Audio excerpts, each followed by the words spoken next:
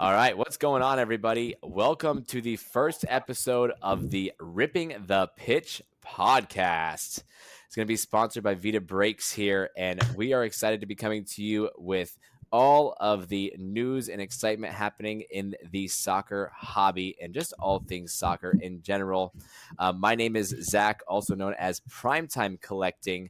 This is going to be co-hosted by a few different people. I'm going to go ahead and introduce them and have them kind of tell you who they are and what's going on in their world. I want to introduce you guys to Amit, aka the Football Fanatic. Hey guys, stoked to be on the Ripping the Pitch podcast. Newest member of Vita Breaks over on Fanatics. I've been breaking for about 8 months now, doing only soccer. I'm a football fanatic. It's just that simple. I'm a gooner. That's how I got into the sport, and that's how I got into the hobby. I loved the Gunner since 2007. So right after the best time of our right after the glory days. Hopefully we reach that point again. Yeah, that's about it. That's me. Awesome. And then the next person we want to introduce is a Turtle, aka Jim. How you doing, buddy? Good evening, guys. How you guys doing? Good. I'm welcome Fantastic. to Ripping the Pitch. I've been around soccer since 1976 when I started playing at the age of 3. And I've been streaming for Breaking Bangers and for Vital Networks for the last 3 years. So thanks for having me on the podcast. Of course. And also, we do have Cheeky Breaks. He couldn't be here with us tonight, but he'll probably be joining us on a weekly basis. And I'm sure as we grow and continue, we'll be having more special guests as we go along.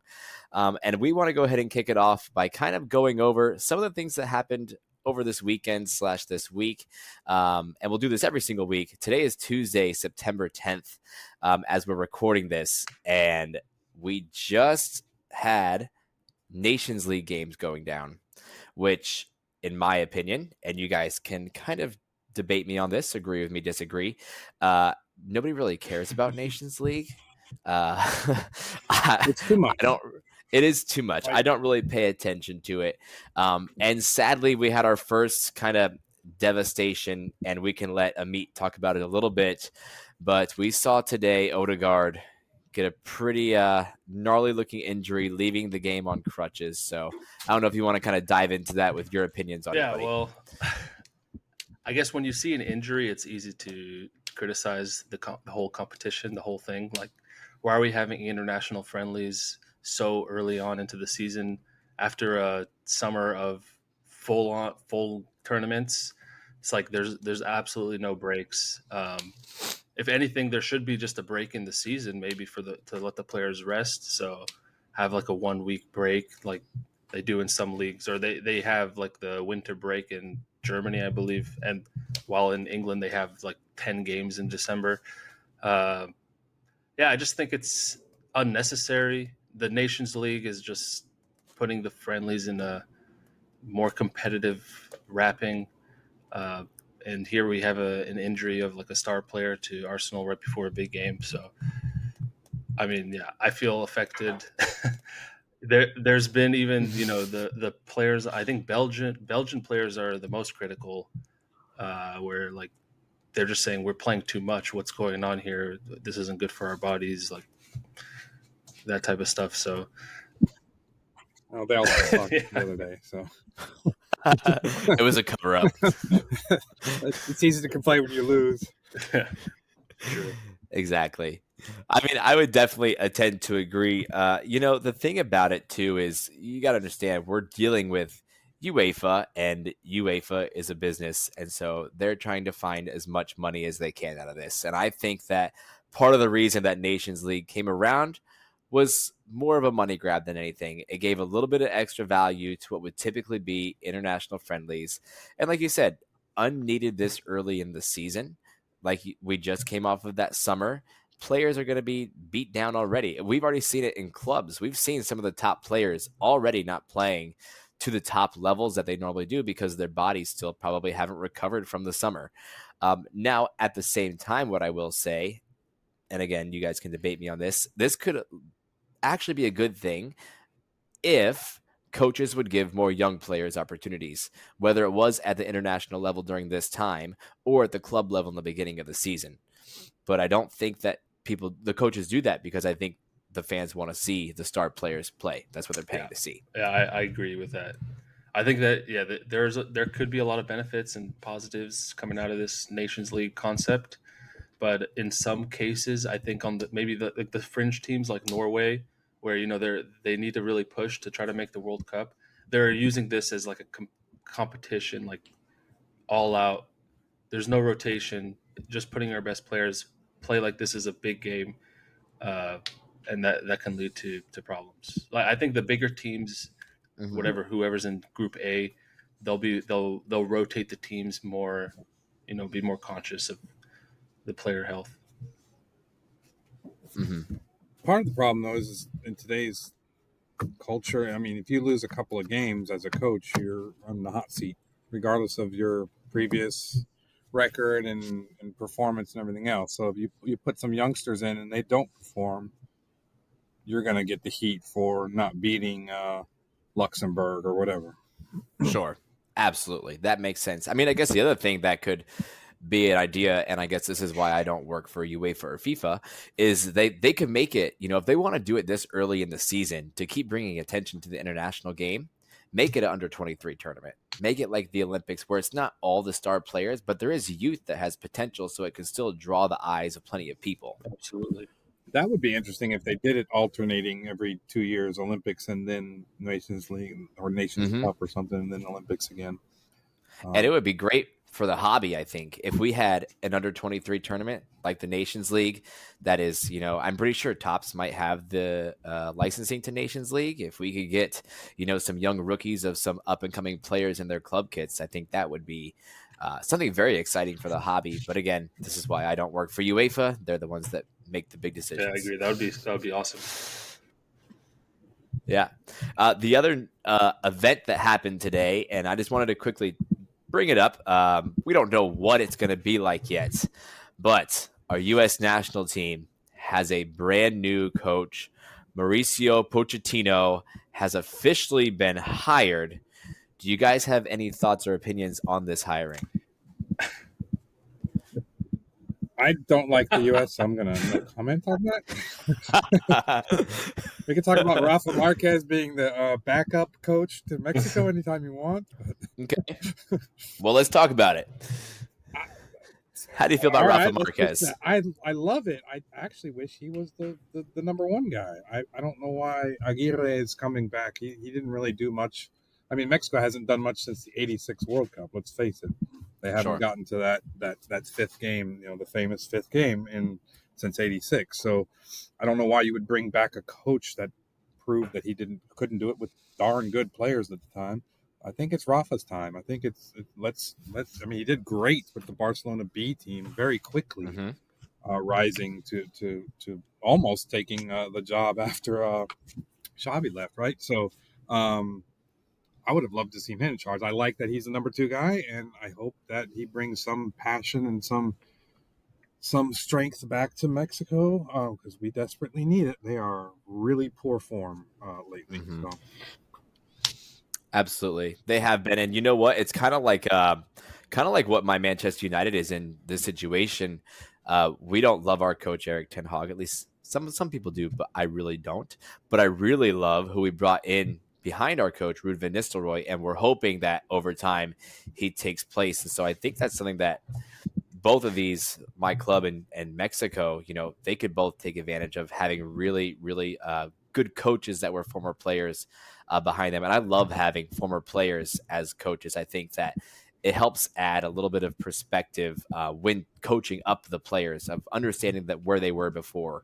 So Pochettino to U.S. could be good. We don't really know anything about it yet. I don't think it's going to affect too much of U.S. players' hobby hype right now. They were up 1-0 on New Zealand tonight. Didn't know if they finished that off, but again, just a friendly. So I don't have any other thoughts on that. From the Mexico perspective, I don't like it. I think he's a darn good coach, and I don't want the U.S. to have such a good coach. I mean, so from that perspective, I mean, I think he'll do well. It's just the age-old question of can the expectations of U.S. players actually come to fruition and not peter out. Absolutely. And can he stop Timothy Weah from getting a red card that against was Panama? that was one of the dumbest things I've seen in a long time, honestly. I was at that game, and Ugh. man, it was You were so at the game. Wow. hard. Oh, yeah, I was there, and wow, it was crazy. It was crazy. My wife got on TV, actually. All right, any other thoughts on the things that have been going on in the footy world this week, guys? I think that's it for I think me. I can Okay. add. Yeah, I Good saw deal. England play the other day. I didn't see their game today, but the game against Ireland, and I think Okay. they look pretty good. Definitely improved under new Under new management. Yeah, they management, look right? looking a little bit more fluid. Of course, they're playing against the lower Were, opposition, but they look pretty good. so the question I would ask is, were they actually looking interested Yeah. in attacking, or were they just Yeah, trying to they score were. one No, They they goal were and were. interested in Yeah. settle? attacking. That was the thing that was Yeah. cool, is that they're actually moving the ball up the field instead of reverting back and hiding in a shell. It's so crazy with that country specifically. I mean, they have just an endless pool of talent, and I can really just compare it to US just because I was watching the US game and thinking about it. It's like, the US just had their B players on, and it's like those guys, it's rough. They barely probably play in MLS. The freaking Yeah, D they're team all on England, Premier League players. they could be an EPL team and finish in the top 10, I'm sure. Like, they have so much depth and endless Absolutely options. They just can't crazy. put the puzzle pieces together.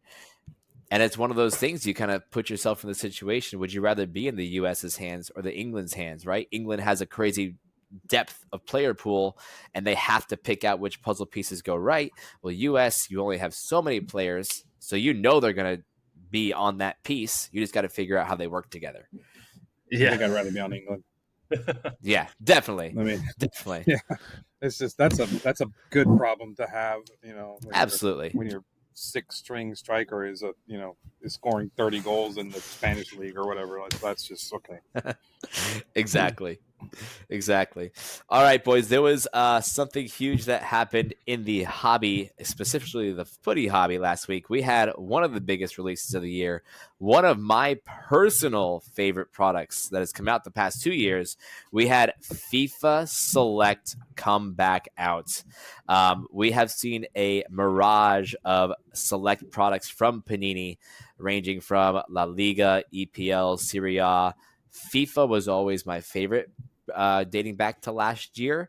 But that was when it was only countries. They expanded it to more of like a Donruss or Obsidian platform this year, where they had countries and clubs. What were you guys' original thoughts when you saw that, and then after you broke it?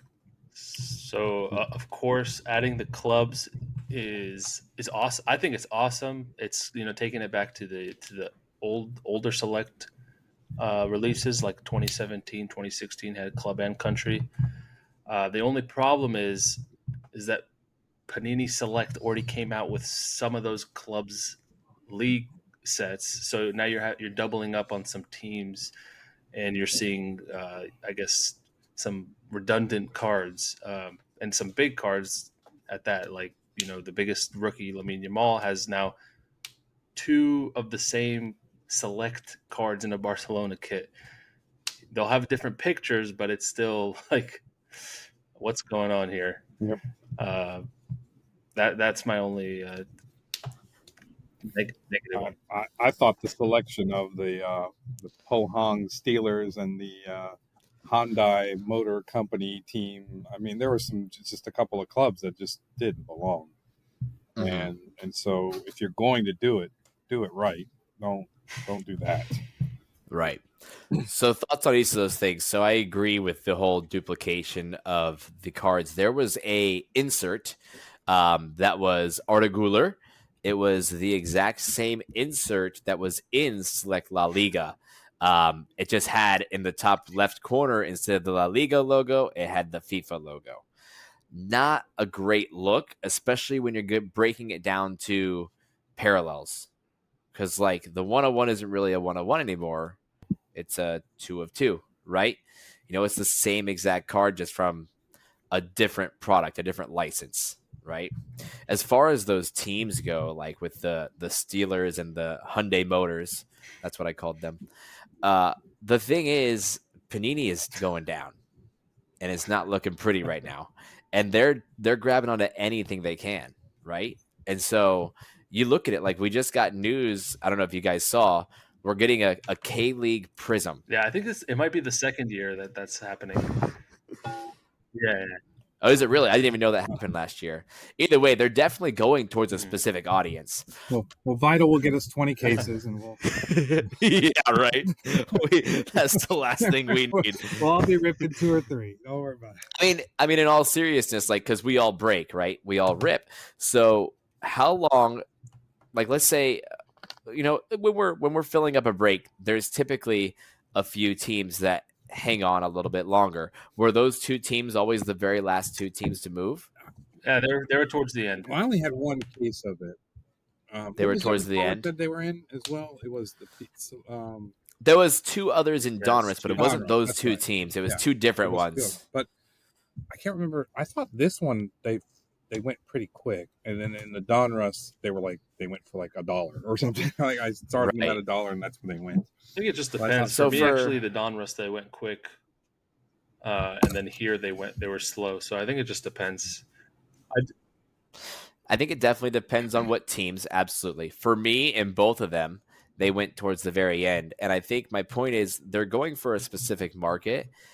I think that market needs to stay separate because it's not as big as everything else was. And I think it kind of, not that it dilutes the product, but I mean, you had to have been able to find 2 other, licenses that you could have put in there. You know what I mean? There had to have been some sort of way to get another country or another club.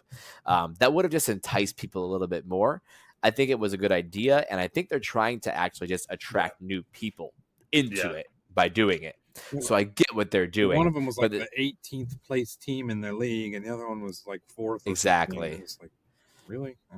Yeah, and that's not. I mean, if you're getting a $500 box, and some kid is ripping it, he got it as a birthday present, and one of his hits, The 10 autograph is a the Hyundai Motors auto of some Korean guy he's never heard of, and he's a big soccer fan. He might not be happy with it, and that could deter a kid from the hobby as well. They So should have got the Saudi league in there. I think they're well, so that's what I was Honestly, gonna say. Talk about, at least it's got some star power. I wonder how much longer it's going to be until we get that. That could be a next topic year. for a It has whole to other day. But I mean, there's so many big players going over there. It's got to be coming soon. But as far as the actual product came out, like the card designs, I know we got the stained glass again, the artistic impression, and the visionary. What were you guys' thoughts on the looks of those and the checklists on those? The stained glass did not go over well. I had a lot of folks in my stream say they didn't like the design of this particular stained glass. Okay. The artistic impression I thought was a gorgeous card. I thought that was really, really cool. And I didn't see a visionary, so I didn't see one live. Okay. But I've seen them ripped on other streams, and it's pretty nice too. But the stained glass did not hit like other stained glasses have. Yeah, I agree. The stained glass car design just cannot live up to last year's. Like last year's was incredible. This year's is like, I don't know, half of that. It's kind of silly. I don't know what they're doing with the 4 floating balls. If they took the 4 floating balls away, it would look better. Less like gimmicky, I guess. But the checklist, the stained glass checklist is awesome. I really liked they included all those legends and then just like all the big names, all the big current players. The artistic impression is always a beautiful design. Visionary is just it's all right. It's an all right design. It kind of looks like any other insert, but it's a case hit. It looks pretty similar to the Select Stars with like the rays kind of going back behind the player, but yeah, sure, it does a little bit. I agree. I mean, so I'm on the different side than you guys. I actually like the visionary more than the artistic impression. I think I like the simplicity of the artistic impression, but I think it's too simple versus the visionary. I kind of like the lines coming out of the background. I don't mind the look of the stained glass. I get it. It's the most like exciting case hit in there. The best stained glass, and I hope they go back to it one day, is like that 2021 Mosaic La Liga stained glass. I just remember that iconic looking. I think it was Griezmann had a stained glass in that one, and it was awesome. But the highlight of that definitely had to have been the checklist. Us getting all those different legends. I mean, it was everybody that we've been asking for, and they have to keep doing a good job of innovating with giving us different case hits like that. It's something we've been asking for, I think, for a long time. And I'm glad that we finally got it. So I think that went overall very, very well. Were there any like super big hits that really stuck out to you guys that you guys pulled in any of your breaks? I had a broken case. Oh no. So I mean, in the good way. I had Okay. Lamine Yamal auto to 10 gold. I had a Neves to 5, a KDB auto to 5. I had a 1-of-1 Furich, Wow. a Subi Sarreta auto to 10, Christian Press auto to 10, Ronaldo and Vinicius Jr. to 20, a Zebra Messi, an Endrick Orange to 49, a Yamal to 99, a Bellingham to 25. I'm looking through the picture in case you couldn't figure it out. Trent Jesus. Alexander-Arnold pitcher. My stained glass was a Vinicius Jr., 3 other golds, 6 other tie-dyes, including a Stoichkov, which was really cool for me. Oh yeah. My artistic impression was the rookie for Italy, Pafundi. I mean, Mm-hmm. 6 other zebras. It was just on and on and on. Folks really enjoyed that. That was the highlight. That was the most important thing. Was people really loved watching that break. Yeah, I saw That's some awesome. highlights. That was an insane case. That's what I liked about this product is that some of the cases are just out of this world, like just hit after hit. You think it can't stop, and it's just like Oh yeah. out of a 101 or two Endless. 101s or whatever. It's like, what's going on? Yeah. I think that's the bottom line, though, with this product is the limited production run of 1,000 to 1,300 cases, whatever it was for each league and FIFA. Make it to where your color is numbered, to 99 or less. Your case hits are truly short printed. There's 50 of them or whatever instead of 2 or 300, Mm-hmm. and that makes it. While yes, it makes it more expensive, it does make it so much more exclusive than say Club's Chrome or whatever, where you're hitting these to 399s and these non-numbered, and it's just nobody cares about that. Right. So when you can have a case where you've got 50 or so cards that are under 50 or less, that's a much bigger deal. Right. And they did that with I mean Select La Liga wasn't I don't think that low, but it was pretty close. And we wish I think it would make Select EPL a lot more relevant. The problem we have with Select EPL is we get super excited about it when it first comes out because it's EPL, it's got all of our favorite teams, and then we realize it's just crazy high print runs and it's very close to Prism, and then everybody just quickly loses interest. If we could have a lower print run of Select EPL, it might raise the price of the boxes a little bit, but I think everybody would have more fun with it versus just getting a bunch of out of $2.99, of Joe Schmo Yeah. from Brentford. Yeah, I agree. The Select EPL this year was definitely a flop, but I think that also had to do with the rookie class, or the rookie checklist was Agreed. not as hyped up as previous years, and that didn't drive the same demand or interest. Mm-hmm. What were your big hits? So yeah, I mean, I feel kind of slighted that all of my Select FIFA wasn't as crazy as everyone else's, but I ripped 2 cases. I'd say the biggest hits got the Holland patch auto out of 49, Jamal Musiala stained glass, Victor Georgis. He's just been all over the place for me. I got the gold, got I think a zebra tie dye, like almost the rainbow, just not the green or black 101. Got Endrick Wow. White field level out of 20. That's all that I can remember. I ripped 2 loose boxes, and both of them. This is another complaint I have to Panini. Both loose boxes did not have any numbered parallels, but one of them had a messy stained glass. So can't complain about that one.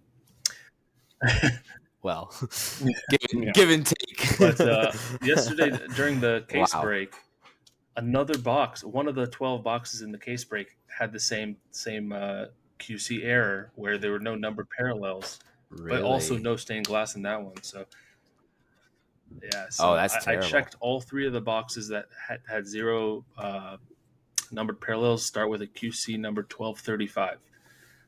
All the other boxes I've seen are Huh. And the 1234. other, wow. Yeah, Wow. That's crazy. I mean, that's something they definitely have to fix for that expensive of a product. We can't be having those types of errors. yeah, That's really unacceptable.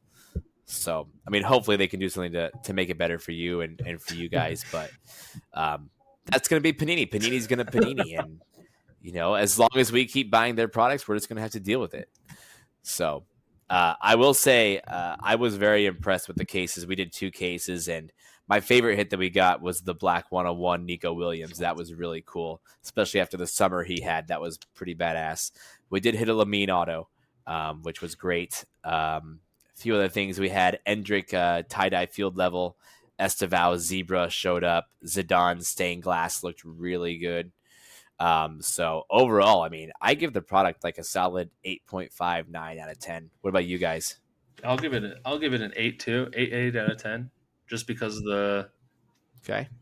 duplicity in some of the cards. Yeah.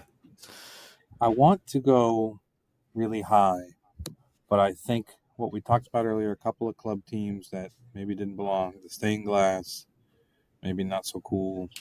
So I'm probably in the like an 8.58 range as well. Okay. Hopefully next year we don't get those dud boxes and we can raise a meat score a little bit. If there is a next year, who knows with Panini nowadays what they're going to be coming out with. So, the other thing too, I'm just going to give this one last point. Panini keeps really pissing me off because they keep teasing us with these very exciting looking products. Like, when did we first see Select? June. We probably saw pictures of it, like previews of it in June. We were told it was going to release in like July, and then it came out in September. Like something crazy like that. My dates might be a little bit off, but relatively close. Panini has been in this vicious cycle probably for close to the past 6 months of releasing information on a product, releasing a date of a product, and pushing it back 2 months.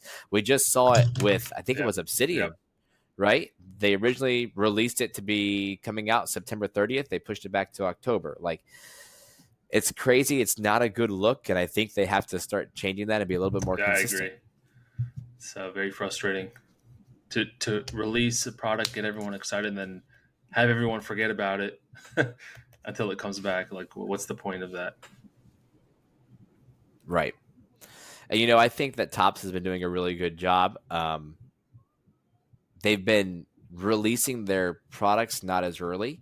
You kind of find out almost like 2 or 3 weeks before a product gets released that it's coming out, and they set that release date and they go with it.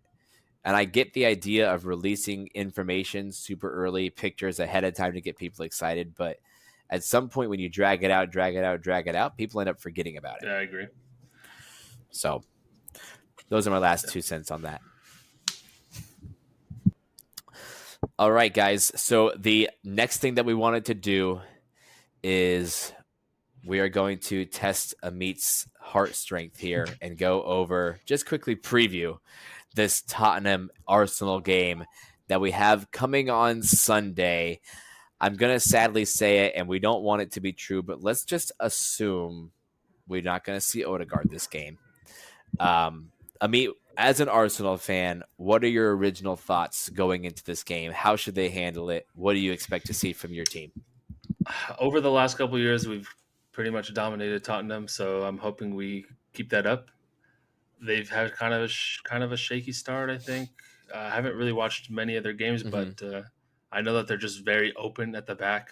They just play an open game, so deadly going forward, but then just nobody covering the back. So I think we can definitely take advantage there. Um, so yeah, I'm looking. Even without Odegaard, I think we should do fine. Odegaard's had kind of a slow start to the season. I think we can put maybe Trossard in that spot, or move Havertz back and play someone else. We have enough firepower up there, creativity to do something. We also won't have Declan Rice. That's kind of a key point, but I think we have enough cover back there too. Um, Mm-hmm. so I think we should win this game. But seeing how we played against Brighton was a little concerning. Brighton is a very good team this season. I can't Mm-hmm. underestimate that. But uh, I I think it should go fine. Might have a couple hiccups. We might concede one goal. Is it Nwaneri No, I time? don't think so. He might come up maybe as a sub, but I don't No. think so. Like no, I don't.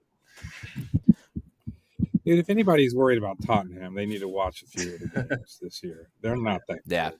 I mean, just going back and looking, they tied Leicester, which that was Mm-hmm. their only point so far in 3 games. Was that tie? They spanked Everton. Well, that's great. They're 0-3, and they lost to Mm-hmm. Newcastle. Well, I mean, this is not a strong Tottenham squad for whatever reason, and I'm not worried for Arsenal at all. It's probably going to be 3-1. So the thing I'll say about watching, because I've watched a few of the Tottenham games, I watched them play Leicester. They do play very open. You're absolutely correct. And they play a bit of this sort of counter-attacking game. And as a fan, I'm just excited to watch it. It's fun to watch because it leads to big games. Like you said, 4-0 against Everton, I think it was. Like, they probably easily could have conceded a few goals that game. So as much as this could be like a 3-1 type of game, it could also be a 4-3 type of game. So if you were to pick one person, a meet, to score a goal in that game for your club, we'll assume it's for your club. Who do you think would be the goal scorer? I'm gonna pick Trossard. Yeah. Trossard? Okay. Jim, do you got a goal scorer? I'll go with King Kai. I like that one. That's actually the one I was going to say, but I'll switch it up. I'll be basic. I'll say Saka because I think he can score at any moment, and penalties are in my favor. So, all right, guys, what we can do here quickly, I'll start with you, Jim. What do you have going on this week? Mostly you're over on Whatnot. So what do you got going on this week? Tomorrow night, Wednesday, I have a case of Copa America. Is that going to be a hobby? Which will be my second, it's hobby, and it will be my second case of that. My first case was, for some reason, apparently, I guess it's the. So first of all, the international game is my favorite. It's what I collect more of than club. So I think I just get more excited about it, and it comes across when I'm breaking it. Of course, the Spanish doesn't hurt, with a lot of Spanish names in Copa America. So I think people enjoy me reading off the names of players in Spanish. But a lot of people said that was just such a fun break to watch. So I'm excited for that tomorrow night. And then actually this weekend, I've got a Culture Collision, which is a show here in Atlanta. Yeah. And I'm going to be doing it with Breaking Bangers. So I'm really looking forward to that over the Friday, Saturday, and Sunday. And then it's probably starting to look forward to some Merlin at that right point. on. So, are you looking to pick up anything specific at Culture any Collision? and all goalies, Yeah. Yeah. Are you going to walk around, or are you guys set up? Well, I'll be set up. I'll be helping watch the Breaking Bangers table. I'll probably hang out with Curtis, Vital's local card shop out of Birmingham, Sports Nuts, and I should be able to get to walk around as well. So I think it'll be a little bit of everything. Perfect. I expect a full review next week. All right, Amit, what you got going on, buddy? Kind of slow now. I think I'm gonna be ripping over on Whatnot a case of Merlin Blasters just to get us prepared for the new release. Might do a couple cases of Merlin Blasters, and that's about it. Is Merlin the best retail product that we have? In terms of card quality, yes. Like the quality of you can cut somebody pretty bad with those cards. They're like beautiful cards, super thick. Not that he's tried, but you could definitely do it. They're very thick and clean cards. I I would feel like argue Chrome might be the best retail product only because you actually see it. You know, soccer isn't always in the Walmarts and the Targets and stuff, but you do see at least sure, Chrome a lot. but So as like just a fun rip, yeah, I mean, but if you're trying buying to get retail, the that's what you're most. looking for, right? I mean, Right.